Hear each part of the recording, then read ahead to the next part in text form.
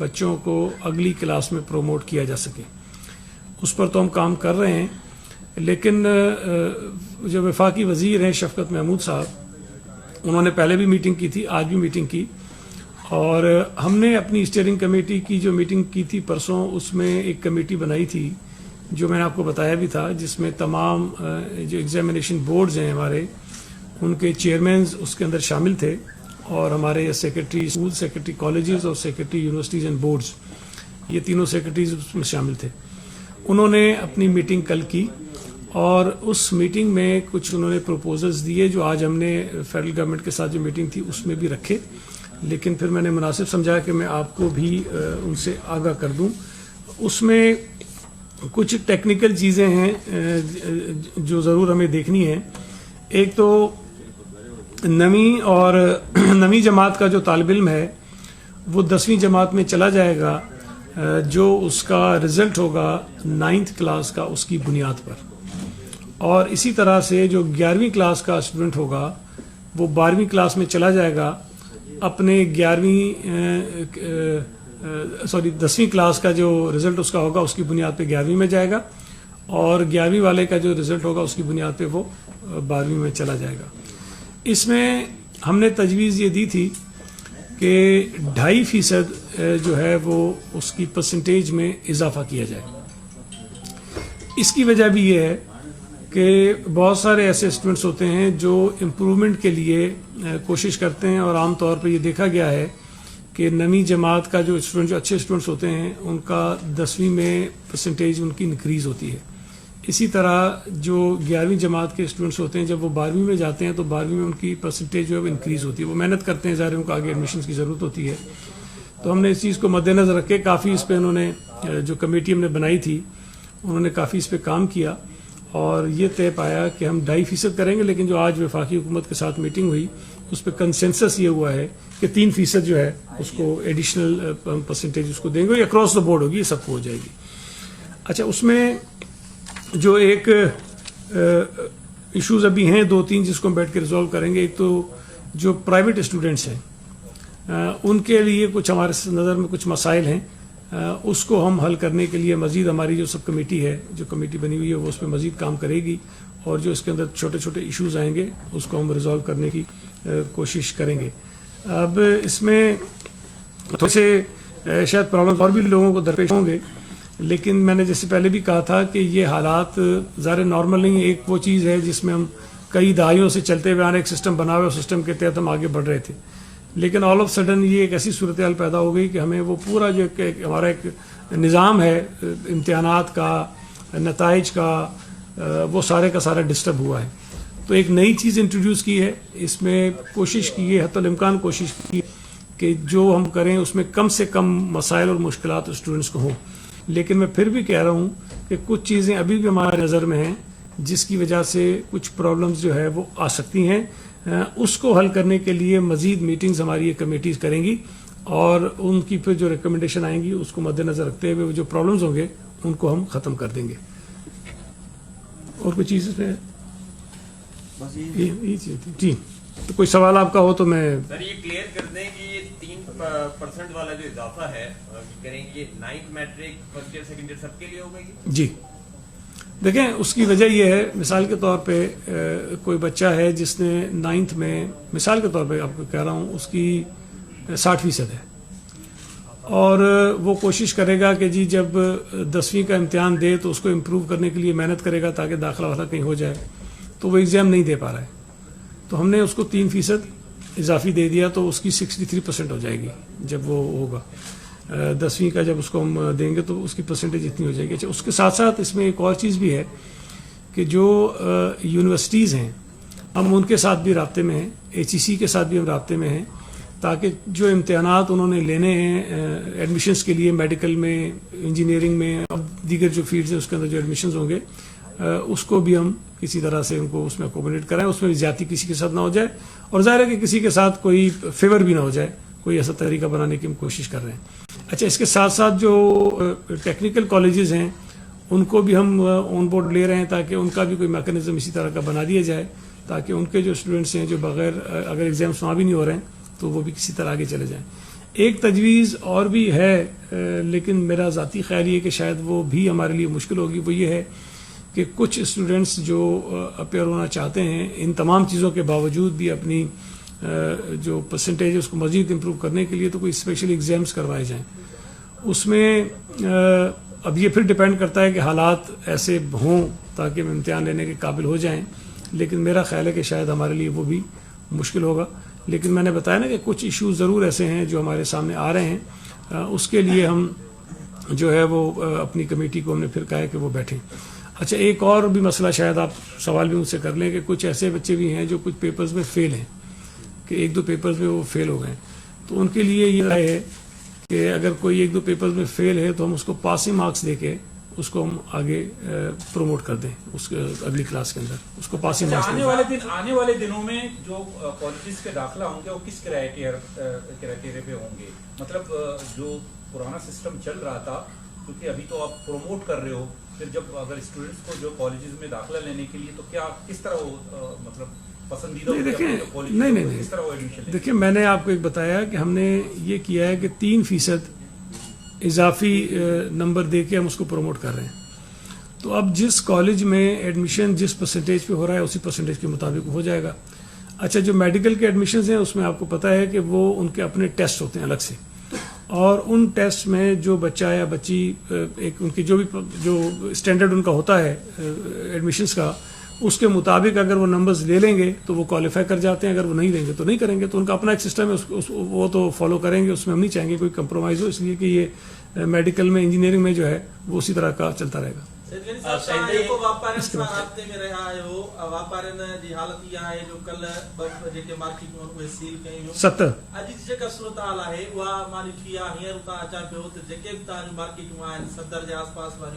کل کھان ودیک اتنے صورتحال جکا خراب ہے کہ اس ایس او پی تے عمل نہ پیو ٿي. چھا جکے بیو تا کل مارکیٹوں खे सील कयूं یہ مارکیٹوں सील कंदा वेंदव या इन सूरतहाल में का बहितरी आणींदव. ॿियो नंढड़ो सवाल मुंहिंजो इहो आहे त IB पास जेके हेड मास्टर आहिनि उन्हनि खे जुलाई ताईं एक्सटेंशन ॾिनी हुई, 1 महीनो उन्हनि में जी बचियो आहे. छा हाणे उन्हनि खे तव्हां पंहिंजो एक्सटेंशन ॾींदव, मुस्तकिल कंदव, छा कंदव इन्हनि जो, छा कंदव? دیکھیں، ایک تو جو مارکیٹس کی آپ نے بات کی ہے نا، مارکیٹس ہم جو ہماری یہاں یہیں پہ اسی ہال میں تمام تاجر تنظیموں کے نمائندے آئے تھے، چیف منسٹر صاحب بیٹھے تھے، اور اس سے پہلے جب ہم سے انہوں نے ملاقات کی تھی کیبنٹ کے کچھ ممبر سے، اس میں بھی ہم نے ان کو کہا تھا، اور بار بار ڈیمانڈ یہ کرتے تھے کہ آپ ہمیں کاروبار کرنے کی اجازت دیں اور سخت سے سخت SOPs بنائیں، ہم اس پہ عمل کریں گے. یہ ان کی اپنی ڈیمانڈ بھی تھی اور ان کی خواہش تھی. ہم نے ان کے کہنے پر ان کو کاروبار کرنے کی اجازت دی اور SOPs بنائیں. اب SOPs پر عمل درآمد کرنا ان کی ذمہ داری بنتی ہے کہ اس پہ کریں. جب 2-3 دن نہیں ہوا تو ہم نے ان کو یہ بتایا کہ یہ وائلیشن ہو رہی ہے اور آپ لوگوں کی جو وائرس پھیلانے کا سبب بن سکتے ہیں آپ کی یہ دکانیں اور مارکیٹس، اور ان کو اعتماد میں لے کر ہم نے کل جو ہے وہ 7 کی قریب بازار جو ہیں وہ ساؤتھ میں سیل کیے اور کچھ دکانیں ڈسٹرکٹ ایسٹ میں ہم نے سیل کی تھی، بڑی دکانیں. اور یہ بات میں پھر کہہ رہا ہوں کہ اگر کوئی بھی شخص کوئی بھی تاجر اپنا کاروبار کرنا چاہتا ہے تو اس کو SOPs فالو کرنے ہوں گے. اگر وہ فالو نہیں کریں گے ہم دکانیں سیل بھی کریں گے، ہم جرمانے بھی کریں گے، اور جو اقدامات حکومت کر سکتی ہے وہ کرے گی. دوسرا، جو آپ نے IBA کے تھرو جو اپوائنٹ ہوئے تھے ہمارے ہیڈ ماسٹرز، ان کی بات کی، اس پر ہم بالکل کلیئر ہیں، ہم ان کو ریگولر کریں گے، ہم ان کو کرنا چاہتے ہیں، لیکن ظاہر ہے کہ کوئی ایسے طریقہ کار سے ہم کریں گے جس سے آگے چل کر ان کے لیے مسائل پیدا نہ ہوں. اب تو یہ صورتحال بھی ہوتی ہے کہ ایک فیصلہ آج اگر کوئی ہو جائے تو 5 سال بعد، 10 سال بعد، 15 سال بعد بھی ایک عدالت کا فیصلہ کوئی آ سکتا ہے اگر ہم نے وہ کام غلط طریقے سے کیا ہوگا. تو ہماری خواہش صرف اتنی ہے کہ اگر ہم کوئی ایک کام کریں، ان کو اگر ریگولائز کریں تو کسی ایسے طریقے سے کریں جس سے آگے چل کر ان کے لیے مسائل پیدا نہ ہوں اور وہ پرماننٹلی ان کے سر پہ کوئی تلوار لٹکی ہوئی نہ ہو. وہ ہم انشاءاللہ کریں گے، ان کے ساتھ پوری ہمدردیاں ہماری شامل ہیں. دوسرا، آپ نے کہا کہ وہ جولائی میں اگر وہ ختم ہو رہا ہے، وہ انشاءاللہ تعالی ہم وہ ایشو نہیں ہے، ہم ان کو کنٹینیو بھی کریں گے اور ان کو ریگولائز بھی کر دیں گے. جی ذرا یہ وضاحت کرتے جائیں، جس نے 9ویں جماعت میں 60% نمبر لیے، 9ویں جماعت کے بھی 3% اضافہ ہوگا، پھر 10ویں میں بھی 3% اضافہ ہوگا. دیکھیں، اگر 9ویں جماعت کے پیپر نہیں ہو رہے ہیں، میرا سوال پورا جی، ایک تو یہ ہے کہ 9ویں جماعت کے انہوں نے کسی نے 60% نمبر لیے، अब उसको 10वीं में पास कर रहे हैं आप, तो टोटल जो एग्रीगेट होगा वो 63% होगा। देखिए एक दूसरा ये है कि अगर कोई किसी भी वजह से एब्सेंट रहा है नमी में, वो पेपर नहीं दे सका है, बीमार हो गया है, कुछ हो गया है, एक्सीडेंट हो गया है, उसके लिए क्या है, या कोई पेपर में अपीयर ही नहीं किया, नहीं, मैं सॉरी, मैं आपको थोड़ा और क्लियर कर देता हूँ। मेरे ख्याल है मैंने ज़्यादा इसकी वजाहत नहीं की, मैं और इसको क्लियरिफाई कर देता हूँ। देखें, जो 10वीं जमात में है इस वक्त या जो 12वीं जमात में है इस वक्त, उसके लिए हमारे पास रिजल्ट मौजूद है। 12वीं वाले का 11वीं जमात का रिजल्ट है और 10वीं जमात वाले का 9वीं जमात का रिजल्ट है। दोनों रिजल्ट उसके हमारे पास मौजूद है। तो अगर किसी ने 9वीं जमात में 60% लिया था, तो जब हम उसको प्रमोट करेंगे, मतलब 10वीं से चला जाएगा, वो 11वीं में जाएगा। वो इस वक्त 10वीं में था, 10वीं का इम्तिहान नहीं हुआ, अब उसको 11वीं में जाना है। तो जब वो 11वीं में जाएगा तो उसको 3% इजाफी परसेंटेज हम दे देंगे। वो अगर 60 थी तो उसकी 63 हो जाएगी। सिमिलरली जो 12वीं जमात में था, उसका जो 11वीं जमात का रिजल्ट है, उसमें 3% ऐड करके उसको हम आगे 12वीं का एग्जाम नहीं होगा और आगे चला जाएगा। लेकिन जो 9वीं जमात में इस वक्त है, उसका हमारे पास कोई रिजल्ट नहीं है, तो उनको जो हम पास करेंगे उसको कोई परसेंटेज हम नहीं दे सकते हैं।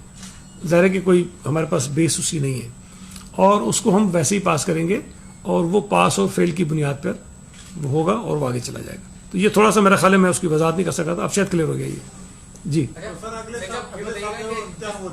अगले साल तो अल्लाह खैर करे, हालात ठीक होंगे तो जरूर देगा। वो तो देगा, तो उसकी परसेंटेज कैसे बनेगी फिर वो 10वीं वाले पे, जी जी, 10वीं पे जो 10वीं पे होगा उस पे करेगा। करेगा, उस पे करेगा। सही साहब, ये बताइएगा कि जिस तरीके से कॉलेज एजुकेशन डिपार्टमेंट के प्रिंसिपल और असातिज़ा भी परेशान है, जिस तरीके से आज सेकेंडरी कॉलेज ने एक नोटिफिकेशन निकाला है कि तमाम जितने भी रीजनल डायरेक्टर्स हैं वो जीपी फंड, प्रमोशंस और जो दीगर मामलात हैं उनके जो फाइल्स हैं, रिक्रूटमेंट्स हैं या जो डॉक्यूमेंट्स हैं वो पूरी करके सेक्रेटरीट की तरफ भेजे। तो प्रिंसिपल और असातिज़ा भी परेशान है कि आया ऑफिस खोलने हैं, प्रिंसिपल कह रहे हैं कि हमारे पास जो भी डिटेल्स है घर पे तो मौजूद नहीं है। जाहिर सी बात है, उसके लिए डॉक्यूमेंट कंप्लीट करने के लिए कॉलेज खोलना। ये तो ऑफिस तो खुलेंगे ना हमारे। देखें, अभी ऑफिस खुलना शुरू हो गए हैं ना, हुकूमत सिंध के कई ऑफिस खुल गए हैं कॉलेज एजुकेशन नहीं और खुल जाएंगे ना। मतलब आहिस्ता आहिस्ता मैं आपको कह रहा हूँ कि ऑफिस खुलना शुरू हो गए हमारे। नहीं तो कोई हर्ज नहीं, उसमें लिखा हुआ है कि 24 घंटे में दे दो। हाँ जी, हुकूमत की पाबंदी के बावजूद जुलूस निकाले जा रहे हैं। सखर में भी आज उमेली के हवाले से जुलूस निकला है और कल कराची में भी जुलूस निकलने की बड़े पैमाने पर तैयारी हो रही है। अगर बहुत बड़ी तादाद में लोग निकलते हैं, कैसे सिंध हुकूमत रोकेगी? देखें, आपको ये इल्म है कि ये पूरे पाकिस्तान में जो नेशनल कोऑर्डिनेशन कमेटी की मीटिंग हुई, उसमें तय हुआ कि किसी भी किस्म के जो इज्तमात हैं उस पर पाबंदी है, जिसमें इज्तमात भी हैं और जलसे भी हैं, जुलूस भी हैं, सारे शामिल हैं। अब इसमें ये जिम्मेदारी सबकी बनती है, हुकूमत की भी है कि हम उसको इम्प्लीमेंट करवाएं, लेकिन शहरियों की जिम्मेदारी बनती है कि वो इसमें हमारी मदद करें। देखें, जब तक हालात नॉर्मल थे, सारी चीज़ें हो रही थीं, सियासी जलसे भी होते थे, मजहबी इज्तिमात भी होते थे, तरावियाँ भी हो रही थीं और हर किस्म का इज्तिमा जो है उस पर हो रहा था और किसी किस्म की कोई पाबंदी नहीं थी। अगर कोरोना की वजह से हालात इस तरह के हो गए हैं कि हम ये अफोर्ड नहीं कर पा रहे कि लोगों को एक जगह इकट्ठा होने की इजाज़त दें, और ये पूरे मुल्क में है, और मैं ये समझता हूँ कि जिस तरह पहले भी उलमाए कराम ने हमसे बहुत ताउन किया। देखें, जब हुकूमत ने ये कहा कि जी मस्जिद में सिर्फ मुतय्यन अफराद जो है वो नमाज जमात अदा करेंगे, 3 होंगे या 5 होंगे, तो अगर उलमाए कराम या शहरी ताउन नहीं करते तो हुकूमत ज़बरदस्ती तो इम्प्लीमेंट नहीं करा सकती थी। मतलब लाखों की तादाद में लोग जाते हैं हर मस्जिदों मसाजिद के अंदर, तो हमारे लिए मुमकिन तो नहीं था ज़बरदस्ती हम उसमें इम्प्लीमेंट कराते। लेकिन हम शुक्रगुजार हैं शहरियों के भी, उलमाए कराम के भी, कि उन्होंने ताउन किया, मदद की और उन्होंने हुकूमत का जो फैसला था उसको तस्लीम किया लोगों के हक में। इसी तरह अगर हुकूमत सिंध ने यह कहा कि जी तरावियाँ जो हैं लोग घरों पे पढ़ें, हम शुक्रिया अदा करना चाहते हैं शहरियों का भी, उलमाए कराम का भी, कि उन्होंने हुकूमत सिंध के इस फैसले पर अमल दरामद किया।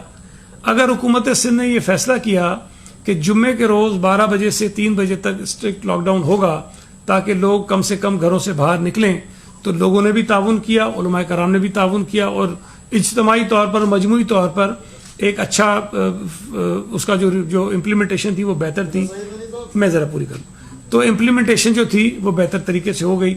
اسی طرح اگر جلوس پر یا کسی بھی قسم کی گیدرنگ پر اجتماع پر پابندی ہے تو یہ ذمہ داری بنتی ہے علماء کرام کی بھی شہریوں کی بھی کہ وہ حکومت کے فیصلے پر عمل درآمد کروانے میں ہماری مدد کریں تاکہ ہم اپنے شہریوں کو اس کرونا وائرس کی وبا سے بچا سکیں. جی صاحب یہ بتا دیجیے گا جب سے آپ لوگوں نے لاک ڈاؤن میں نرمی کری ہے شہر کے بازاروں میں رش ہے ایس او پیز کو فالو نہیں کیا جا رہا تو کس طرح دیکھتے ہیں کہ دوبارہ لاک ڈاؤن سخت کیا جائے گا یا معاملات اب کرفیو کی طرف جائیں گے؟ دیکھیں یہ خواہش تھی بہت سارے لوگوں کی بھی جو کاروباری حضرات ہیں ان کی بھی اور یقیناً ہمارے وزیر اعظم صاحب کی بھی کہ کاروبار کھلنا چاہیے. لوگوں کی مشکلات تو بہرحال تھیں ہم بھی مانتے ہیں اس بات کو لیکن جو کچھ اب ہو رہا ہے پورے ملک میں صرف صوبہ سندھ کی بات نہیں کر رہا ہوں پورے ملک میں جو کچھ ہو رہا ہے جس طرح سے لوگ باہر نکل رہے ہیں جس طرح بازاروں میں جا رہے ہیں جس طرح کھلم کھلا جو ہے وہ میں سمجھتا ہوں کہ اپنے آپ کو وہ ایکسپوز کر رہے ہیں اس وائرس کو لینے کے لیے یہ بہت خطرناک بات ہے. یہ ذمہ داری حکومتوں کی بھی بنتی ہے انتظامیہ کی بھی بنتی ہے لیکن شہریوں کی بھی بنتی ہے. اگر شہری اس قسم کی غیر ذمہ داری کا مظاہرہ کریں گے تو حکومتوں کے پاس سوائے اس کے کوئی چارہ نہیں ہوگا کہ ہم دوبارہ سختی کریں اور شاید پہلے سے زیادہ سختی کریں. لیکن یہ فیصلہ کرنا ایک صوبائی حکومت کے لیے شاید مشکل ہوگا. اگر حالات اسی طرح چلتے رہے تو میں سمجھتا ہوں کہ باقی صوبے بھی اور ایون وفاقی حکومت بھی نیشنل کوآرڈینیشن کمیٹی میں یہ بات کرنے پر مجبور ہوگی کہ ہم کوئی سخت فیصلہ کریں. میں نے پنجاب کے منسٹر کو بھی کل سنا وہ بھی بہت زیادہ نالاں تھے ان کو بھی گلا تھا ٹریڈرز کے ساتھ کہ جی آپ یہ غلط کر رہے ہیں ہم نے اگر یہ فیصلہ کیا تھا کہ کاروبار ہو تو اس کا مطلب یہ تو نہیں کہ اس طرح سے آپ ہر چیز کو وائلیٹ کریں.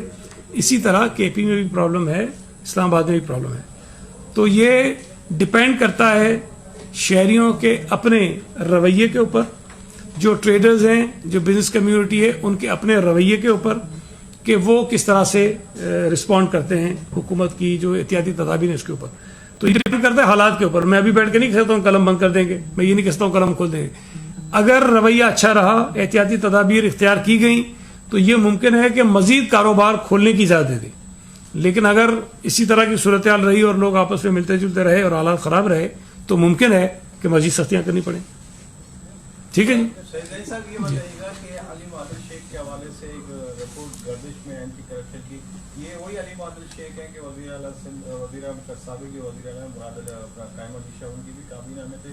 اس وقت کیا وجہ ہے کہ اس طرح کی رپورٹیں نہیں ہیں آ جانے کی کیا وجوہات ہے کی تاخیر سے کیوں آپ ہی کی حکومت ہے تقریباً 15 یہ تو دیکھیں یہ تو ڈپینڈ یہ NFC ایوارڈ کے حوالے سے بتائیے گا کہ جو سندھ صدر صاحب نے تشکیل دی اس پہ کیا تحفظات ہیں یا نہیں ہو قبول کریں گے. دیکھیں پہلی بات تو یہ ہے کہ اگر ایک جرم کسی نے 5 سال 10 سال پہلے بھی کیا ہو اور کسی کو پتہ نہ ہو اور 5 سال بعد پتہ چلے تو آپ اس بنیاد پہ تو اس کو نہیں معاف کر سکتے جی چونکہ 5 سال پہلے ہوا تھا.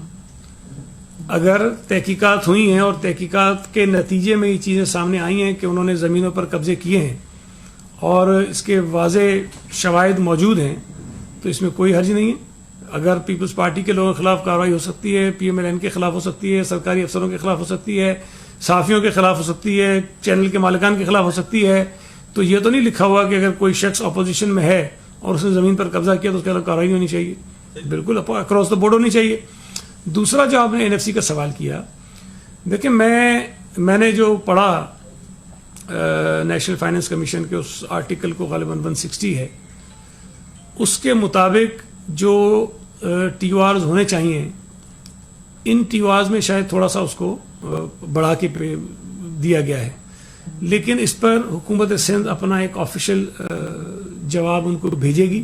میرا خیال ہے وہ آ جائے گا تو وہ زیادہ مناسب ہوگا کہ پھر اس کے بعد ہم اس پہ بات کر لیں گے.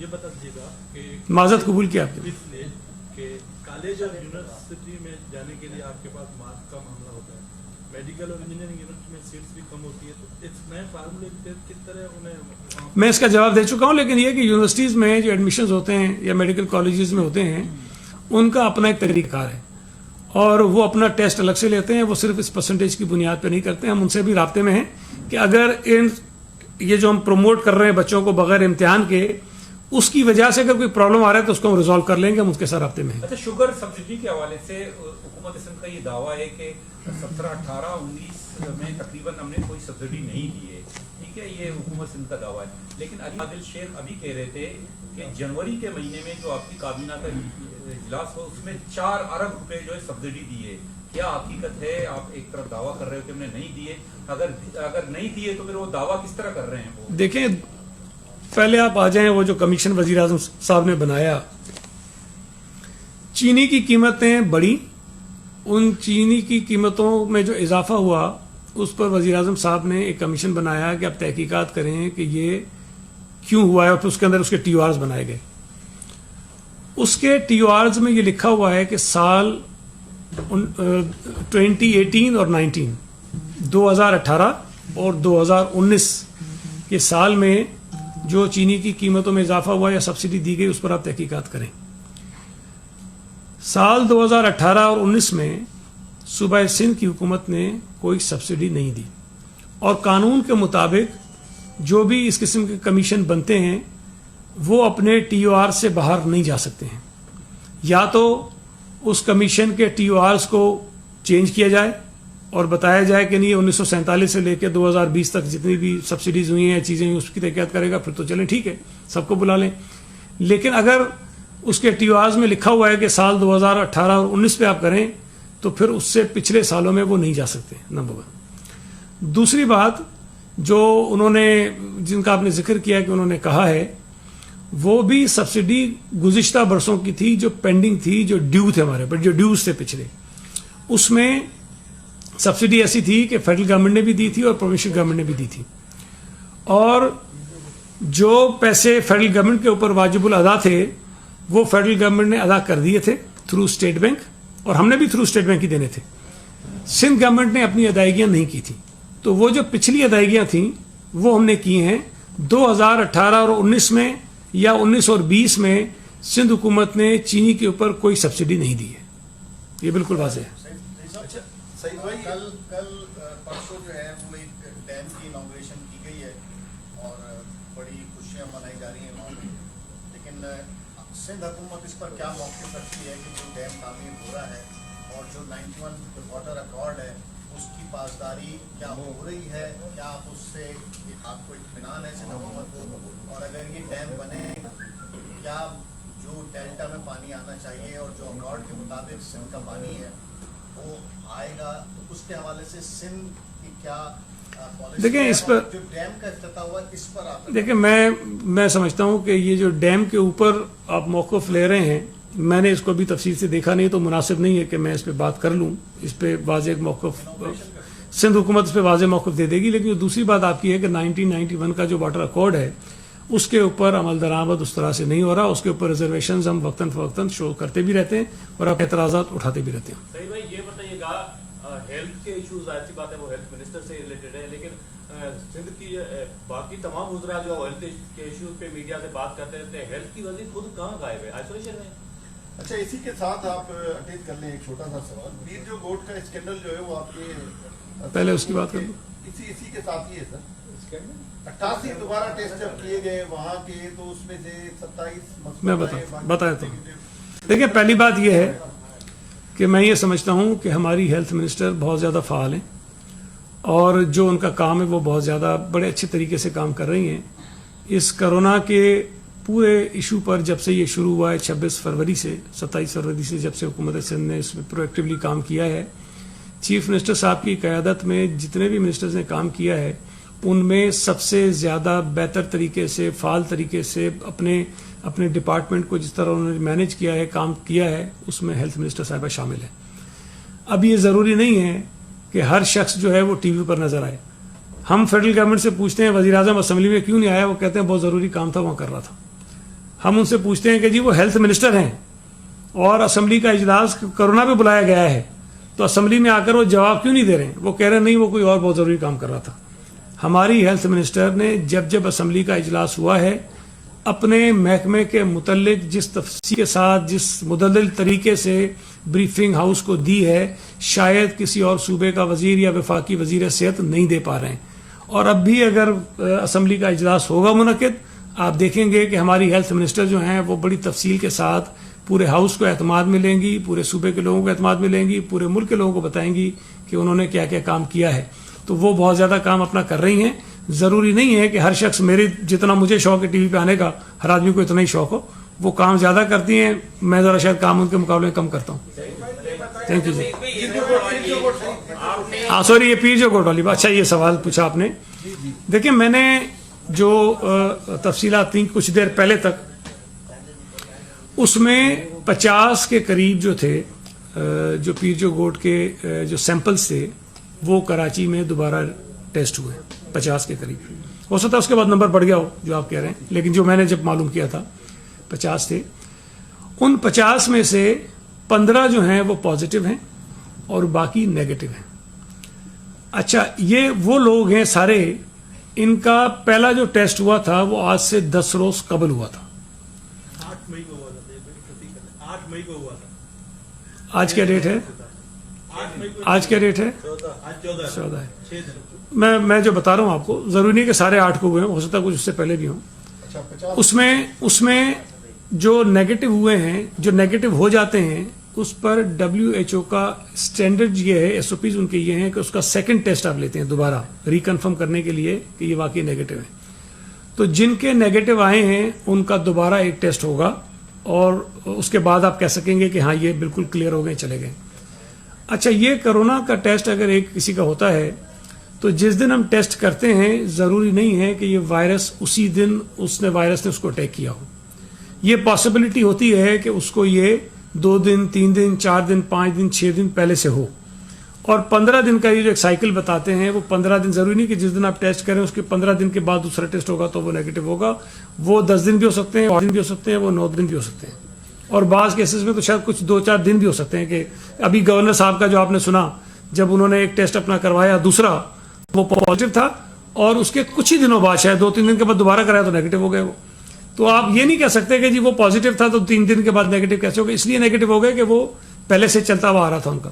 اسی طرح فیصل عیدی صاحب کا جب ٹیسٹ ہوا تو جب پہلا ٹیسٹ ہوا وہ پازیٹیو تھے, پھر دوسرا ٹیسٹ ہوا کچھ دنوں بعد 7-8 دن کے بعد وہ پازیٹیو تھے, پھر جب 3-4 دن کے بعد ان کا ٹیسٹ ہوا تو نیگیٹو ہو گئے تھے. تو یہ 15 دن کا سائیکل ضرور ہوتا ہے, لیکن یہ ڈپینڈ کرتا ہے کہ وہ وائرس کس دن اس کو وہ وائرس لگا تھا اور اس کے بعد 15 دن کا ہوتا ہے. تو یہ سمجھ لینا کہ جی وہ سارے کے سارے ٹیسٹ غلط تھے, ان ٹیسٹوں سے یہ قطعاً ثابت نہیں ہوتا. دوسری چیز آپ کو بتا دوں, یہ جو میٹنگز میں بیٹھتا رہا جو میں نے سنا ہے, جو ایکوریسی ہے اس ٹیسٹ کی وہ 70% ہے, اور یہ دنیا بھر میں ہے, صرف یہاں نہیں, یہ دنیا بھر میں یہ ایکوریسی 70% ہے. اچھا, ہمارے یہاں صوبہ سندھ میں خاص طور پہ چونکہ لوگوں نے یہ طے کیا ہوا ہے کہ ہم نے اس کو متنازع بنانا ہے, ہم نے اس پہ شور کرنا ہے, تو یہ چیزیں آپ کے سامنے آ جاتی ہیں. پنجاب میں, KP میں, بلوچستان میں, اسلام آباد میں جو اپوزیشن ہے وہ انتہائی ذمہ دار ہے. اس ایشو پر ہم پولیٹیکل پوائنٹ اسکورنگ نہیں کر رہے ہیں, اس ایشو پر ہم حکومتوں کو خراب کرنے میں نہیں تلے ہوئے ہیں. اگر وہاں پر بھی یہ چیزیں ہم نکالنا شروع کر دیں تو آپ کو شاید صوبہ سندھ کے مقابلے میں زیادہ خرابیاں وہاں نظر آنا شروع ہو جائیں گی. تو یہ جو میں بار بار یہاں کہتا ہوں نا کہ یہ کوئی PTI کی اور کرونا کی بہت قریبی رشتہ داری ہے. مطلب میں برا بولتا ہوں کرونا کو, PTI مجھ پہ پڑ جاتی ہے. ڈاکٹرز بیچارے, معتبر ڈاکٹرز, بڑے بڑے ڈاکٹرز یا کرونا کے خلاف کرتے ہیں پریس کانفرنس, PTI ان کے پیچھے پڑ جاتی ہے. کسی ادارے کی رپورٹ آتی ہے کرونا کے خلاف, PTI اس کے پیچھے پڑ جاتی ہے. تو ان کو پتہ نہیں کیوں اتنا ناگوار گزرتا ہے کہ ہم کرونا کو برا کیوں کہتے ہیں, ہم کرونا کو خطرناک کیوں کہتے ہیں, ہم کرونا کو پاکستان کے ملک کے جو شہری ہیں ان کا دشمن کیوں کہتے ہیں.